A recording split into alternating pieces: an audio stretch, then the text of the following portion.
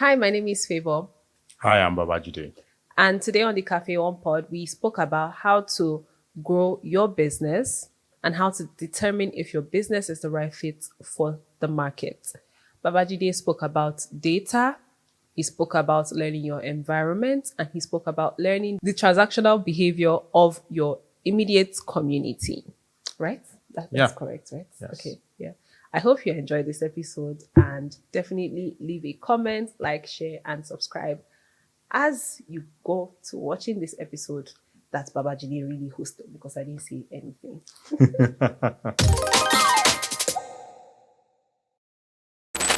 Hi, people. Welcome to another episode of the Cafe One Pod, your favorite podcast. As usual, I'm here to give you tips, tricks, hacks that will help you grow your business, that will help you be a better employee, that will help you scale up and scale up. Okay. If you've been watching our episodes, you know that we're constantly bringing in professionals, people that have experience in great and vast things. Okay. I'm sure you've already seen my guest by now. Maybe in my next episode, I'll block the cameras. Then when I'm ready to introduce my guest, then I'll keep talking. But my guest is here, but I'm going to introduce him in a short bit. But now I want to tell you that this is the right time to like, share, and subscribe to this podcast if you have not. And let's get into the business of the day. Today we have Twitter superstar. Yeah, that's not his real job, but that's where Mm. we know him from, right? But he's a superstar outside of Twitter. He's a superstar at work. He's a superstar. He was in HR. Who, Yeah. who would have ever guessed? That's so interesting. But we have Babajide Duroshola on today's episode of the pod, and I'm so excited.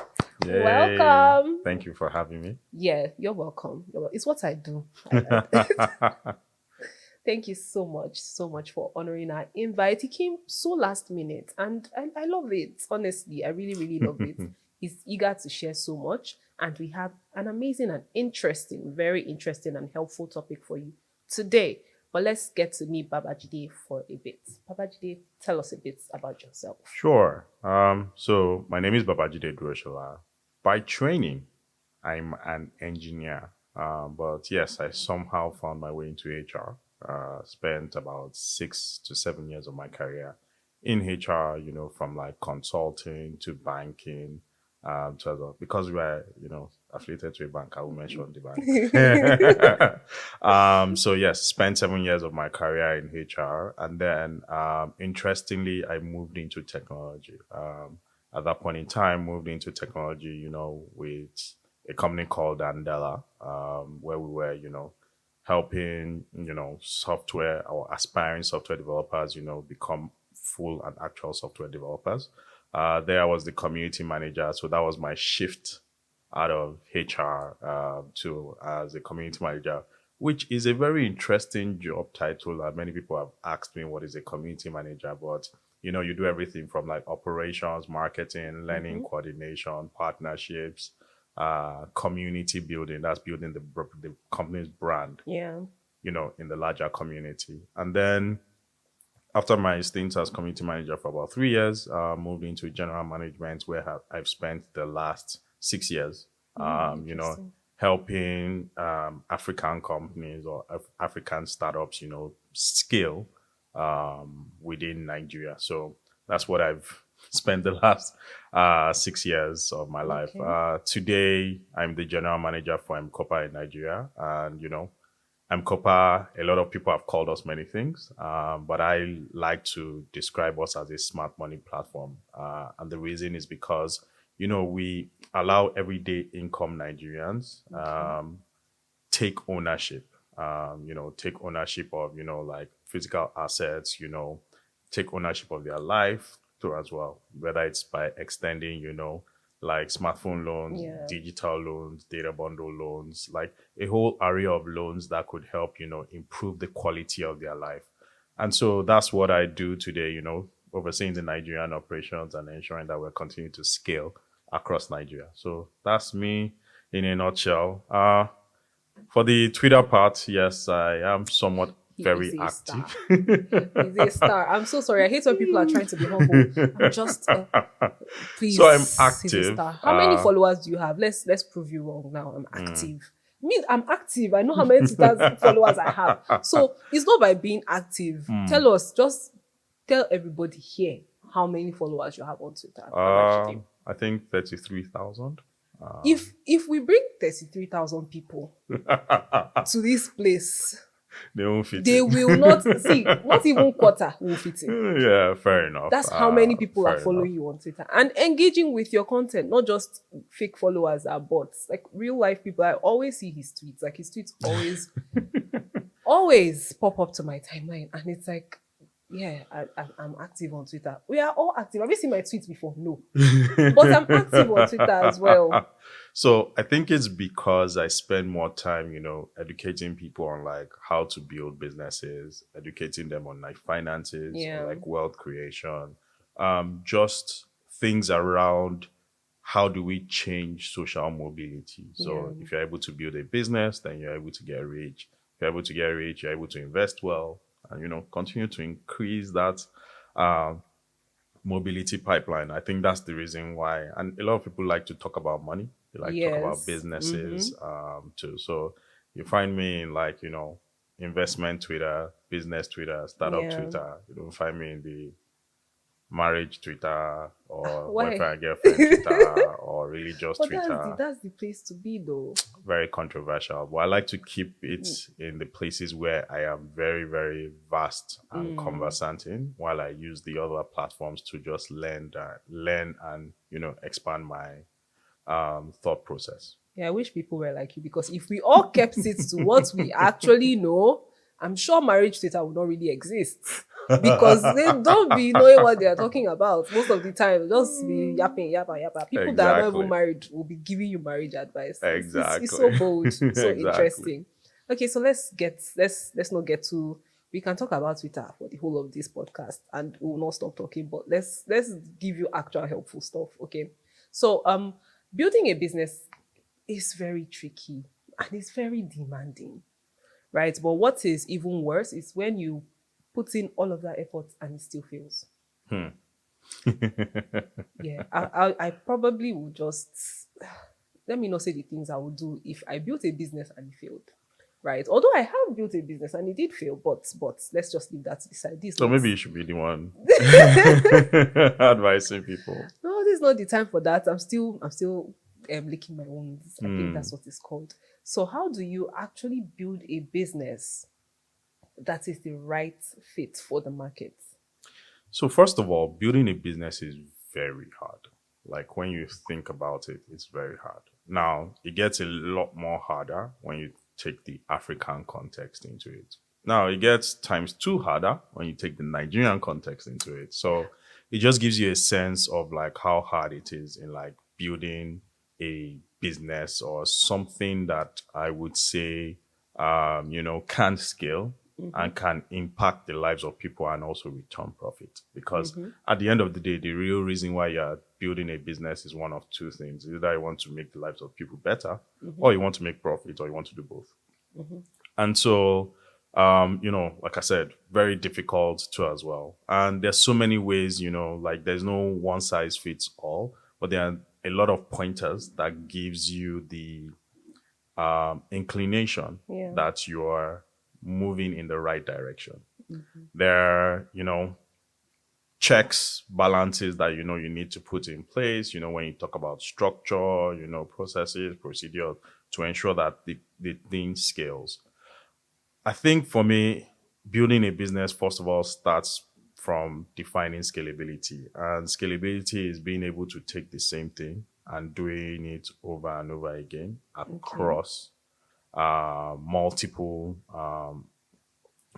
whether segments or spheres or things like that too as well. And so when you sit with people and you say, okay, how do I think about my business? The first thing is you need to think of the idea and say, will it scale? Now, what I've seen many people do is me and my friends, we like it. But me and my friends, are we Nigerians? And that is where you really think about it. And so think about when I was talking about M-Kopa, we started off building the business so that we can ensure that everyday income earners, can take ownership. So that is the why. That's why we're doing it. So for Okay. everyday income earners. When you look at everyday income earners, you find out that that is what? 85% of Africa. Yeah. And so your ability to scale is towards that direction. Now, if the system or the business was built for Babajide and maybe, I don't know, maybe I'm in the top 10% or 20% of people, then that shrinks the addressable market size. Yes. Now, if you're then now building luxury stuff where it's for the top 1%, it Yeah. also shrinks the addressable market size. And so those are the things to put into consideration when you're like, starting off a business. What is the why? Because then those things then now advise how you think about pricing. You advise, the strategy you think about. You advise on it, like how you start off with your execution, how you scale, who to talk to, what kind of, go to market that you Yeah. are actually like, executing. Because when you start off with this segment and you start off with who you are building for, then you then now go and meet them at their own point of like need. Yeah. Today, you see a lot of people that are building, but they've never really answered the question why. Now, the smart guys learn how to pivot quickly when they start to figure out who the people they're Yeah, building for. that's true. Yes. Yes. So they pivot quickly, and Yeah. they when they figure out who they're building for. The other guys, try to force things to work. And so, when I usually advise a lot of people, I'm like, it's very hard from 0 to, 1, hard from 1 to 10. From 10 to 100, it becomes a lot easier. What you deal with is managing complexities, but you're moving the needle from 100 to 1,000. It becomes a lot easier, but managing different levels of complexity. But those first few steps are the very, very difficult part. And that's where you now need to start figuring out your business, figuring out the customers, figuring out their spending and behavioral patterns, because that is something that we don't really take into cognizance, that spending and behavioral patterns too as well. Like if you think about Africa, you find out that pay-go solutions work better than subscription solutions. Because why? Yes. People earn daily. And if they earn daily, what do? They spend daily. Yeah. So it'd be very difficult for someone who is earning daily for you to then now tell them to come and subscribe for something, even if it is 1,000 naira. But if they earn daily and you tell them that is 1,000 naira and you divide 1,000 by, 30 days and tell them to pay the equivalent of that, which is about 30 naira, for instance, they will pay you the 30 naira consistently. True. But when you say pay me 1,000 at the end of the month, yeah. it becomes a problem. So, and those things then now start to think of like how you advise on your strategy, your pricing, your, your mode, whether you are going to do that. So that's what many people need to then now start to focus on. But, I know we'll still have a lot more, so I'll just pause there and as we go about.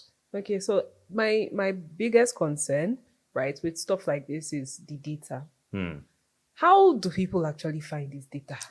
Because I say, like, almost every episode, even when it's not related to the podcast topic of that day, I always complain about how much of a data problem we have. Yeah. We don't have enough data backed research. We don't have enough reports. People are very hush about data. Right? For instance, something as simple as, how much are people earning in this place? It's so hush. You see an application for a job, competitive salary. What is that? Can't you just tell me how much it is so that at least like we know, right? So it's now a thing of, okay, fine. Yeah, I have this strategy. I found my target market, or I've identified what should be my target market. Yep. Right? So what is the data that now backs these people actually fitting into my target market? Yeah. For instance, say a janitor in a bank and a I don't know if they're still called cashiers, but the people that stay at the till. The tellers. Yeah, the tellers and the janitor. They are both working in a bank. Right? So if I have identified that my target market is bankers, would I be correct to identify both the janitor and the cashier as my target audience? So it's now a struggle for data. So how do you think people can kind of streamline efforts to gather data? Because I think that is one of the problems that people struggle with when they're trying to build a product fit for any market, especially in Nigeria. Yeah, so there are baseline data, right? Like baseline data that helps you to then now start to narrow down certain things too as well. Yes, we do have a data problem. When you move deeper, you find out we have a numbers problem. That's the reason why, like, people think they are millionaires in dollars hiding In Navy. exactly, or hiding somewhere, and the money is sitting in a GP tank, because we can't just quantify how much that means. We can't even quantify what $1 million is. Talk less of, like, 100 million, 10 million, all those things like that. So there's baseline data to, like, World Bank does a lot in, like, just getting some data. Lagos State does a lot in getting, like, household income data too as well. And using different sampling sizes and sampling techniques. Now, this is my engineering background and my statistics coming into play. When you are doing things like random sampling and the accuracy levels for random sampling. Now, so the data exists, but it exists in multiple types of reports. Now, what typically happens, and businesses who are successful know how to synthesize that report and say, okay, we take Lagos State household income data, we take, the World Bank data, we take any other data we find out there. And then we now, merge the data and start to find what are the unique things that are popping up, or the things that are consistent across it. So you draw up a line based off of, like, what the data is telling you. And you then now start to see the things that are homogeneous in nature. Yeah. That gives you a clear sense of what the market looks like. Okay. So I like a lot of the conversations around, they shout about, unbanked, unbanked, unbanked, unbanked. I don't necessarily believe that a lot of people are unbanked. I feel they are underbanked. So What's the difference between unbanked and underbanked? So unbanked is you have no financial presence whatsoever. So you don't have any ability to receive money. Underbanked is you can receive money, but every other aspect, getting access to credit facilities, getting access to, like, investment management, wealth management, all those things, you don't have access to it, because you don't even have enough transacting value that makes the banks interested in you. But you have transaction volume. So now value versus volume. So it means, and this was the perfect example of when you say pay me 1,000 naira at the end of the month, or pay me 30 naira daily. You start to see the difference in the way they start to transact. So they have volume because they can pay 30 naira every day, but they can't pay 1,000 at a go. So the volume versus value is very, very important in these kind of conversations.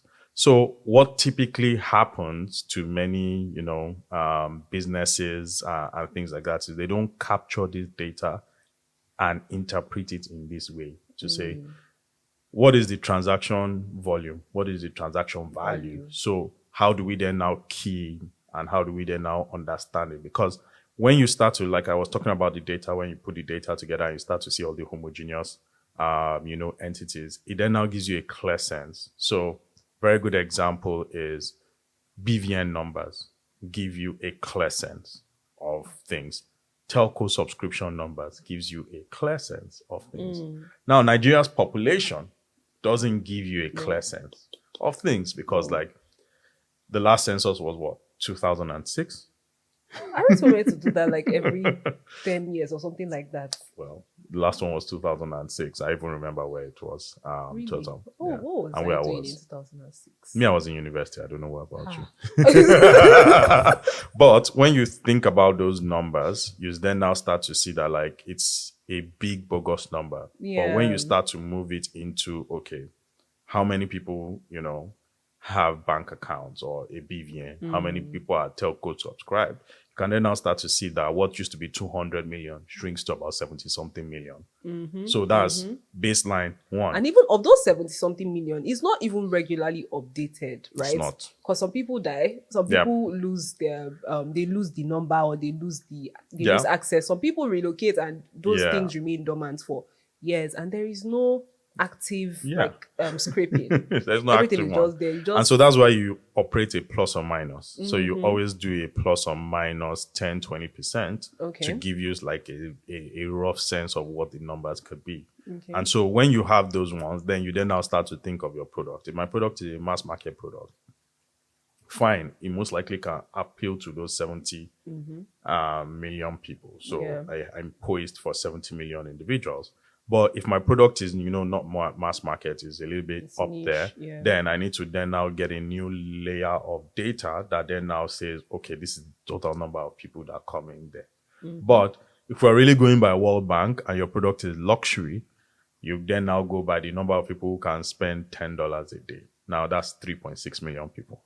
So see So, how the yeah, number the filters number just filters really, it filters so so much. much Yeah. too as well. And you remember the $10 a day is the difference between transacting volume versus value. Like someone who can spend $10 a day is value. Someone who can, they don't have that capacity, but they can spend frequently just that consistent number of amounts too as well, then those people can give you volume and you can still arrive at a similar result. And I think that's the reason why companies like M-Kopa exist today, because that ability for everyday income earners to to take possession and ownership of things and pay on a daily basis just allows you to accommodate more people within that